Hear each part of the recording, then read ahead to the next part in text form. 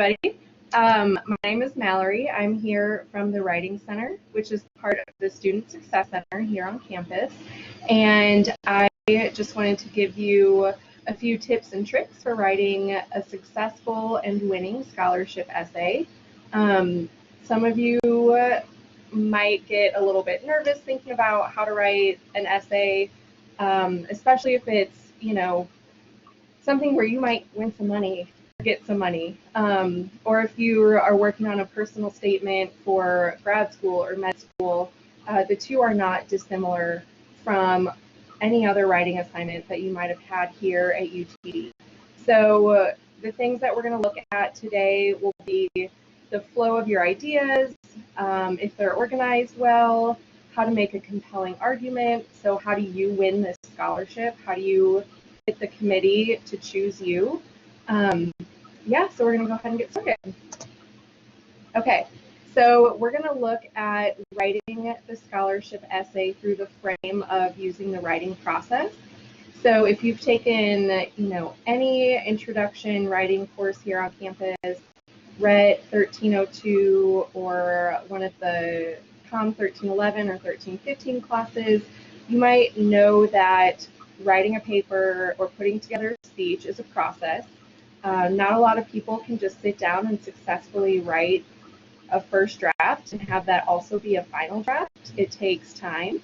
So I'm going to focus on these three stages: the planning stage, the drafting stage, and the revising stage of the writing process. And in the planning phase, we look at the writing situation. So if you were writing a paper for a class, you'd look at what the assignment is, what the instructor is asking of you. Sometimes if there's a rubric for grading, that's something that you want to look at and see how you're going to be graded. What's the division of points going to be? So if we're looking at it for a scholarship essay, what's the purpose? Who's your audience? And are there essay requirements? So most of the time they'll give you a writing prompt that you need to answer. Sometimes it might be a little more broad. Tell me about yourself and why you deserve it. And that can be really overwhelming. So in the planning phase, we do brainstorming, which we'll get to in just a minute, and we can talk about how to come up with some ideas, especially if there's no prompt for you. In the drafting phase, we would put together an outline and make a thesis just like any other paper. Your thesis would be your compelling argument of why the committee should choose me.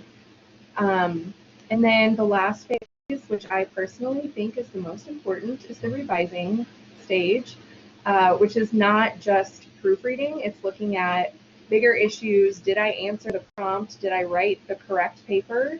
We see students that come into the Writing Center who've written a really wonderful paper, but it's not the assignment. So they've written a whole paper that they can't turn in because they didn't answer the question right. So we want to make sure that as you're revising, you're looking at, did I answer the prompt and does it make sense? And then we look at the lower level things like spelling and grammar and punctuation. Okay, so before you get started, before you even start brainstorming or making notes in the margins of your notebook or typing notes on your phone, you want to really look at what the scholarship organization is. What are you applying for? Get to know what would make you stand out. So a lot of times there's going to be a specified topic for you. So they'll say, tell me about a time you overcame a challenge and were successful. If it's for, a specific organization, tell us about how your goals or your accomplishments line up with the vision of our organization. So they will give you something to work with, and then you have a lot of creative freedom to take that and make it your personal essay, your story, your narrative. If they give you that topic, just make sure that you stay, while you're brainstorming, just keep that in the back of your mind. Another thing to look at is length, and that's something that you don't want it to prohibit your creative process, but a lot of times the length for these essays will be 500 words or 1,000 words or one page double spaced, and that's not a lot of space. So you have to figure out how to hook your reader, tell them why you deserve this, and share your story, all while being succinct and getting your point across in a limited number of words. One thing that we see a lot with personal statements, so a lot of this can be used if you're working on a personal statement for grad school or med school as well. So it's not just writing a scholarship essay, it can be used for something like that too. But a lot of times there are several prompts, so you have to write more than one essay. So, you know, if you're applying for one scholarship, that's one essay. If you're applying for another scholarship, you might be able to tinker with that one that you have a little bit to make it apply to another one. But if you're working on applications, sometimes they'll give you 3 separate essays that you need to write. So you have to also look at, okay, I'm telling this story in this essay, this story in this one, and this story in this one. And you don't want a lot of overlap because you want to provide the broadest picture, the biggest sense of who you are to the committee. And you know, when you're looking at the essay guidelines, just keep in mind what the purpose of the scholarship is. If you're applying to a school, you know, what does that academic institution stand for? Is it something that you're passionate about? Do they do specific work in a field that you're excited about? So keep that in mind as you start your brainstorming, you start drafting. Up next, we'll talk about brainstorming. So if they give you that topic, you at least have something to go off of, right? You have maybe a few keywords or a scenario that you can think about and apply to your personal life. So if you're not familiar with how to get going with brainstorming, there are a couple different things that I personally like to do that I share with our students that visit us. So a free write, that's where you just pick up a pen and you write without censoring yourself. So you just write and write and write. Sometimes even to get started, you might say like, I don't think this is working. I don't even know what I'm writing. I'm just writing, you know, it can be a disaster, and it's supposed to be a disaster because your brain is thinking in a different way than it does when you're doing other projects or you're working on other assignments for different classes. So that can be something that is really helpful.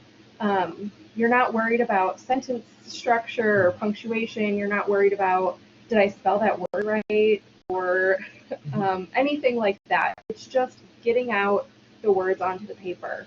I personally like pen to paper, but we do also encourage you, if that's not your thing, you can just type.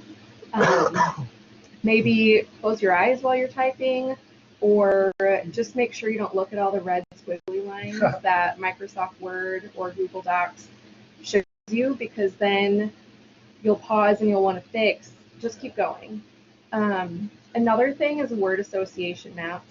So when you've gotten a very specific topic or assignment that you're working on, putting that in the center, you guys have probably all seen these, put your topic in the center and then you make the little bubbles around it with different ideas, and then those bubbles get new ideas. And you just write down things that make sense based on that idea.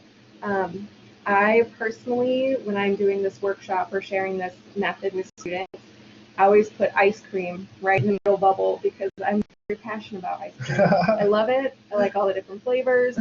But sometimes, you know, when I'm doing that and I'm using this as an example with students, you start touching on different topics about ice cream that are not just like, what's my favorite Ben & Jerry's flavor?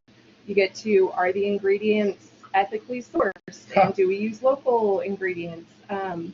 Things like that. So you might be able to get some different little nuggets of information that maybe you wouldn't normally do if you just kind of sat down and wrote. And then journaling. So if you know that a personal statement or a scholarship essay is coming up, you know, the deadline is April 1st or May 1st. You've got a little bit of time. It might be beneficial if you carry around a little notebook or you make a notes tab in your iPhone, and just when things come to you, just write it down so you have it to go back to. A lot of people don't put that much time and effort into it, but it can be really beneficial if you kind of just keep a running log of your thoughts about it. Or even just things that happen to you in school or in class. You're like, oh, maybe this could apply to this situation or this specific essay topic. Once you've done one of those brainstorming activities, you've got to take a day and then reflect on your brainstorming. So look at it, like what stands out to you? What tangents did you go on that are exciting or really creative or really unique? And how can you maybe start taking those pieces of brainstorming and start drafting your essay? Okay, if they don't give you a topic, or you have a topic but you're not quite sure how to apply it to, writing the essay, here are some questions that you can ask yourself, or things to keep in mind as you're drafting. So, what do you want to be remembered for? What are some things that you want to do, or interactions or conversations you've had with people and you want to leave a lasting impression? What does that look like for you? What are your strengths? What are some ways that you stand out? What are some things that make you a strong candidate? What challenges have you overcome? We see a lot of students who say, like, actually, things haven't been that hard. Like, I don't know how I'll ever win a scholarship or how I'll ever get into grad school because it seems like I've had an easy go of it. I haven't really had a lot of challenges. That's fine. We're going to focus on your strengths and we're going to focus on the future and not necessarily the challenges, because maybe you haven't had the same circumstances as your peers, and that's okay. We don't all have these huge, life-altering things that happen to us that we can write about. But you do have a story, you do have a narrative, and we'll focus on that. What do you really care about and why? And this is one of those things that you might know, you might have a cause that you're really passionate about. Mine is obviously ice cream. You might not. You might have to dig through some of your brainstorming notes to find that. But, if you care about the organization that's offering the scholarship or you care about the institution that you're applying for, share that and why. A lot of times the prompt will be talk about somebody who inspired you. So you might have to think a little bit about that. There are no right or wrong answers. A lot of students choose a parent or a family member or a teacher that really guided them through, their schooling. So there's any number of things that any number of people, I guess, that you can pick, and none of them are wrong. So don't worry about that. What do you hope to contribute to your community? So especially in some of the med school or dental school applications, this is a prompt that we see a lot of students answering. How do you hope to help with your, medical degree? What will you do to make your community better? So that's something that you really want to think about and focus on as well. And then it seems kind of lofty, maybe, but like, what are your dreams and how do you want to get there? I think sometimes it can be really challenging to have to put into words what your dreams are. I think, for myself, they change a lot too. What I thought I wanted to do when I was 20 is different than what I wanted to do when I was 25. And it's different than what I want to do now. So those change. But, if you have that idea or if that is a prompt that you're given when you're working on your essay, kind of got to roll with it. Okay. So I'm so sorry. We are still not even writing our paper yet. The planning process is long and extensive. And one of the things that we really try to tell our students is that if you plan and you work the steps if you take the time in the beginning, then writing the essay or writing the paper is going to be a lot easier. So spend the time up front, give yourself time. You can't write this in a day and expect to win a scholarship. You can't write your personal statements in 2 hours and expect to get accepted into med school based on that. It's just, I will tell you, it's not going to happen. So give yourself like actual days and weeks to work on this. And your finished product will be much better than it would be if you had spent 1 hour or even a couple hours in the middle of the night once you finished like binge watching a show on Netflix. So things to keep in mind as you start kind of formulating what your narrative is going to be. Tell the reader what makes you different from the other applicants. So what actually makes you stand out? We see this a lot, again, with personal statements. There are a lot of students on campus that are involved in various activities, organizations, mission trips, church groups.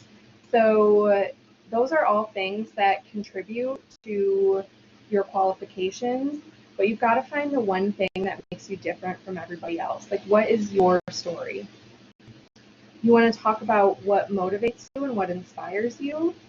One of the most important things that they're looking at is how have you learned from your experiences? So you've gone through all of these things, and it's one thing to say, I have done these things, the end. It's another thing, it's a sign of growth and intelligence to say, I did this thing, here's what I learned from it, and here's how it's shaped me moving forward. Here's how it has enhanced my education or my goals. So don't just say what you've done, use examples and describe how those experiences have changed you. I think I might have this next bullet point on like every slide. If the prompt is provided, make sure you answer that prompt. If they give you a question, answer it. It's usually not a suggestion. So just know that answering the prompt is the best way to do it. So one of the last things I'm going to point out, a lot of students who work on scholarship essays or personal statements have a hard time finding the line between it being personal and it being emotional or private. So a personal statement or answering a scholarship essay question with your life experiences is personal because you are unique. You are the only person who is you, so your story is yours. You have to figure out how to say that without getting overly private. So search committees or scholarship essay committees, the admissions committees at schools, they are not overly invested in your private life. They want to know about you and your experiences and your growth. They don't necessarily need to know about like the most intense private thing that has happened to you. So our kind of rule of thumb that we use in the Writing Center is that don't disclose anything that you wouldn't be comfortable talking about in a one-on-one setting or an interview setting, because especially if you're applying for grad schools, a lot of times you'll have interviews to get in, and they'll have your personal statement or your essay right there, and they'll want to talk to you about it. They'll ask you questions about it. It happened to me when I went to grad school. They pulled out my application packet. They're like, let's talk about this. And you're like, oh, okay, we're talking about this. So if something, is going to make you emotional when you're talking about it and you don't know if you're going to be able to discuss it in person with somebody, then don't include it, and that's okay. Again, there's a distinction between personal and private. So you don't have to be emotional or go overboard on that end to still write an effective essay. Lastly, we're going to now move into the drafting process. But how do you make your arguments? Basically, why you? Why are they going to award you the scholarship? Why are they going to let you into med school? Good? I'm good. Okay. So your thesis, which I know you're probably thinking in a scholarship application, you shouldn't have to have a thesis.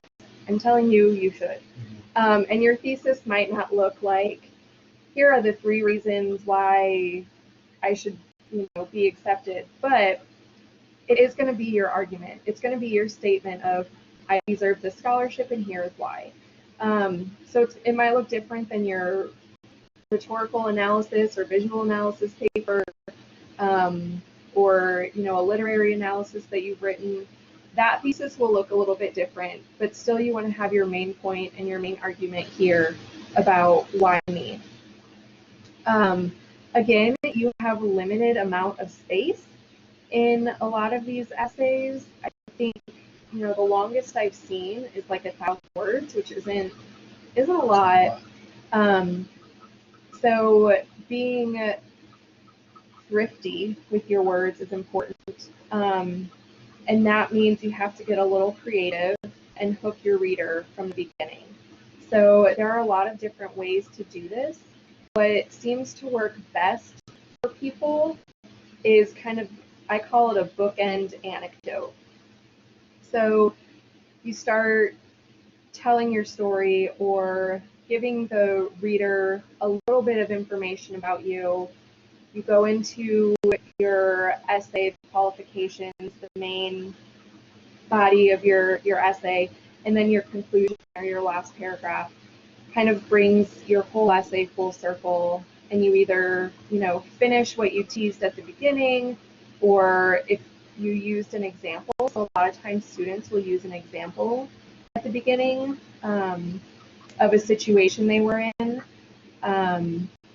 Again, that's the best way to show kind of some of your skills or qualifications. But then at the very end, they say, and here's what I learned from that experience. So just a way to kind of bring your reader in. You want them to keep reading, because the worst thing that can happen is that your first couple sentences are dry and they don't want to keep reading. You don't want to give them any reason to just stop reading. And that's true for like any form of communication, for emails, for any paper you're writing. You got to get your reader hooked from the beginning. And then, again, you're going to outline your main points. So a lot of students put together an actual outline for their personal statement or their scholarship essay and use examples to illustrate them. So this is just so important. There is a really big difference between saying, I work really hard, I deserve it, and then saying, I work hard, and here's 2 ways I can show you I work really hard. You can say, I'm a leader on campus. Well, okay, but how do you lead? What examples do you have to show your effective leadership, or to share with the committee that, hey, what I'm saying is actually true. I am a leader, and here's how, here's why. So you want to make sure that you're addressing the question or the prompt and using examples to do it. And that is the most effective way to write one of these essays. So you don't have to be the best writer. You don't have to be the most creative. You truly do not have to be the most creative writer. You just have to answer the question and use good examples to show why you deserve it, why you're a good candidate. One thing that helps, especially if there's a huge, I'm going to call it word crunch. So a lot of times, we tell you not to censor as you're writing. So write your first draft, look at the word count, and realize you got to cut 700 words. Like, that's really hard. But a lot of times for these applications, there will be another form you have to fill out. They'll ask you to attach a resume. So what you don't need to do as you're writing this is list all of your qualifications or your accomplishments in the essay part. So if you're attaching a resume, that's going to give them a really good idea of what you can do, what your skills are, what you've accomplished. So your essay can focus on the story of you. It can give examples of some of those things. It can tell your narrative.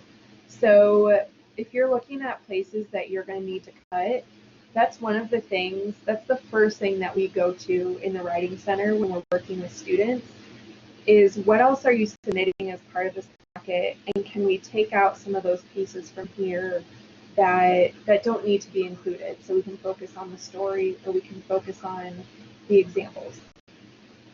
Okay, so once you have all of this done, like if you make an outline, all you really need to do is like write some transition words to make sentences, and your paper has written itself. So I'm telling you, if you do the brainstorming and you get to the drafting part, you know what your argument is, you come up with a few examples to display why you're qualified, why you should win this, why you should be accepted, and the essay writes itself. I know you think I'm lying to you, but I'm really not. If you put the time in up front, then the actual writing is not that difficult. Okay, which brings us to revising, and if you remember from the beginning, this is my personal favorite. So when we talk about revising, as I mentioned, it's not just proofreading, it's not just spell check. There are bigger concerns. So the way we talk about revising in the Writing Center and with the students that we see is by going from global to local revisions. So you want to start really big, and then, you know, at the end is when you're looking at, are my periods in the right place, how are my commas, use proper punctuation, spelling, that kind of thing. So global revisions are big. Those are the things that you say, did I answer the prompt? So again, this is why you want to give yourself some time. So once you write a draft, I suggest like leaving it be for a day or two, longer if you can. Just like write it, put it away, tuck it in a drawer, close that tab on Google Docs, don't look at it. You'll come back with fresh eyes. You'll have gone to a couple classes, you'll have worked a few shifts, you know, at your on-campus job. Maybe you've gone to coffee with your friends, you come back, you're in a different place, and you pull it out, and you're like, okay, we gotta do some work now. Revising is not always the easiest thing to do. It can be challenging, it can be a little overwhelming for some students because they don't know where to start. So I like to say just start big and go small. So honestly, if there was a prompt for your essay, that is the first thing you're reading for. So write the prompt at the top of your paper. If you've handwritten it, write it out, highlight it. If you've typed up, which obviously 99% of you typed it up, change the font color, highlight it, make it stand out on your page, and then read sentence by sentence and say, does this serve the prompt? Again, if you're over on your words, that's a really good way to cut things. Does this serve the prompt? Does this answer the question? So as you're going through, if something doesn't serve the prompt, if something isn't answering the question, if you've gone off on a tangent, you gotta get rid of it. Your next level of concern is going to be, is it personal and unique? So are you making the best case for yourself? And that is going to be the hardest thing for you to do. It's very easy to write about yourself. I think we have a lot of students who come in and say, like, I mean, it wasn't that hard. Nobody knows you better than you. It's true. But then when it's like, okay, well, we have to cut your essay in half, you have a really hard time cutting out all of these things that you think are really important, and they are. They're significant. They didn't make it into your paper because they weren't important or didn't show a good side of you. So it can be really challenging to look at something and say, like, this was a really good example of me doing this, and do I have to cut it? And just know, I'm going to plug the Writing Center for you real quick right now. It is way easier for somebody else to cut your life story down, to take the red pen or to press the delete button, because you're attached to it. You've written this thing means something to you. It can just be so hard to take things out that are special or meaningful. So I'm not saying like you have to come to the Writing Center. It's a very good resource. Have a friend look at it for you. Have a roommate. If you've talked about family members in your essay, I would advise against having your family members read it. Because if they're like, oh, you talked to, like, if you give it to your mom, but you spent half the essay talking about how your mom is a big influence, you know what mom is not going to do? Cut out the mom section. Which I will tell you, I have no problem cutting out the mom section most of the time. So just know that having somebody else to look at it for you is really going to help with your revising process. And they'll be able to pinpoint, like, yes, you do stand out, or yes, you make a really good argument for yourself. And then also, as you're looking at it, like, are my experiences actually related to the situation? So if you are saying, like, I'm a leader on campus, and you give an example, is that the best example you can think of to service your leadership abilities? Maybe in the time that you have tucked the paper away, a new example has come to mind, or you found a different way to word it so it works better, or you elaborate on it a little bit, or, oh, I forgot that, this other thing also happened during that time, and I could probably tie that in, and it makes my case even stronger. So just know that as you're reading it, you're looking for things like that. Again, not spelling, but am I doing my best? Am I really answering the prompt? Am I using the best examples?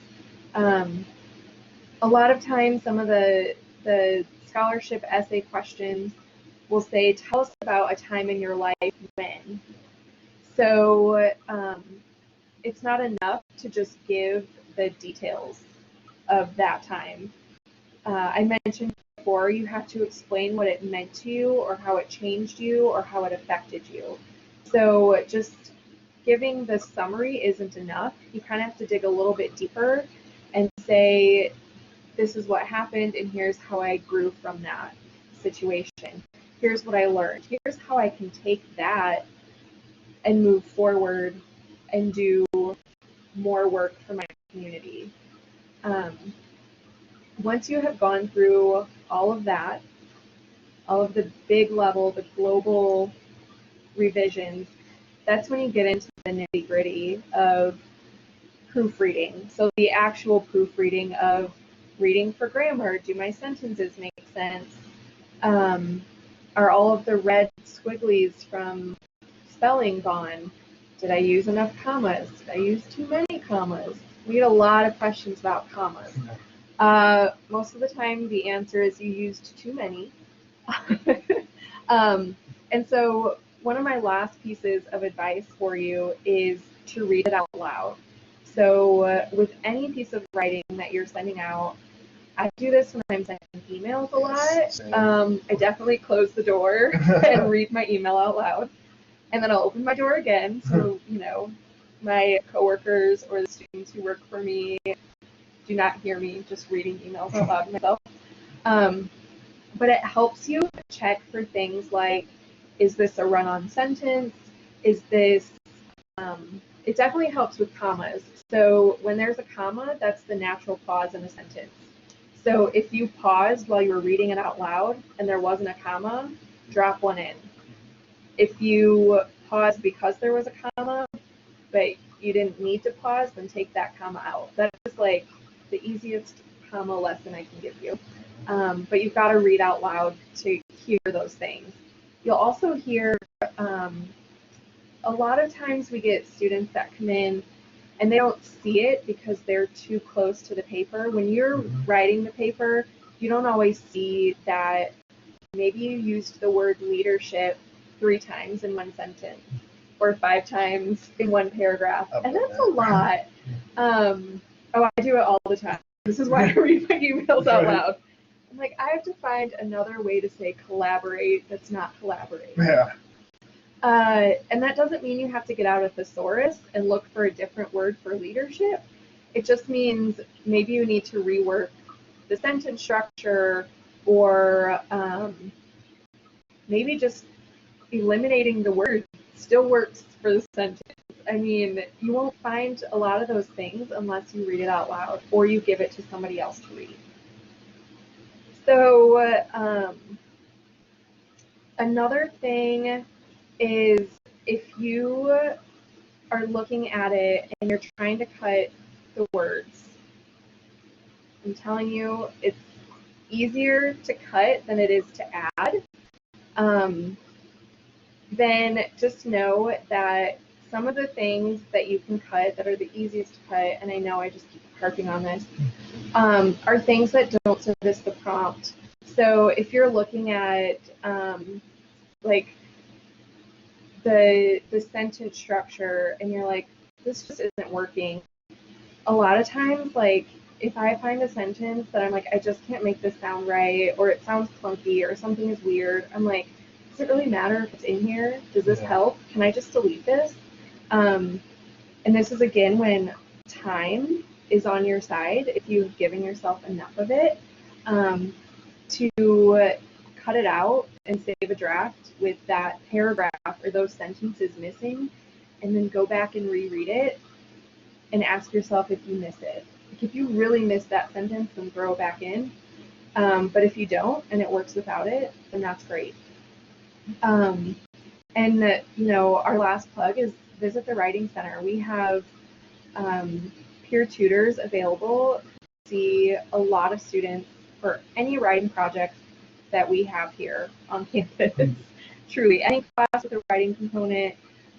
We help a lot of students with scholarship essays, application essays, personal statements for grad school, med school. So they've seen everything. They can offer you a lot of advice on what's working. And again, when they've seen a lot of things, they're able to pinpoint, like, this doesn't really work in this structure, or I've seen this, it doesn't always turn out well. So they can give you some of that practical feedback that maybe even a friend or coworker or family member can't offer you. And again, it's just a lot easier to have somebody help you cut the hard parts, because we want to make sure you put forth your best version of you, so you get accepted, you earn that scholarship. And sometimes, when you're too close to the project, you don't see it. And that's what we're here for. And I will say, since this is our online version here, for those of you who are either not on campus or have a hard time getting to some of the services on campus, we offer virtual tutoring appointments. So that is an option for you, where you just fill out like a quick form and tell us what you're looking for in your feedback, and you attach your paper, and then our tutor looks at it, sends you a response. And if you're like nervous, and I think a lot of students do get nervous, especially with these kinds of papers, because it's so personal, and sometimes you have a hard time talking about yourself. It might have been easy to write, but it can be really hard to hear feedback in person, like, this isn't working. Like, that can be really hard to hear. So we do actually get a lot of personal statements in our virtual tutoring appointments, because it's just a less scary way of getting feedback on a paper.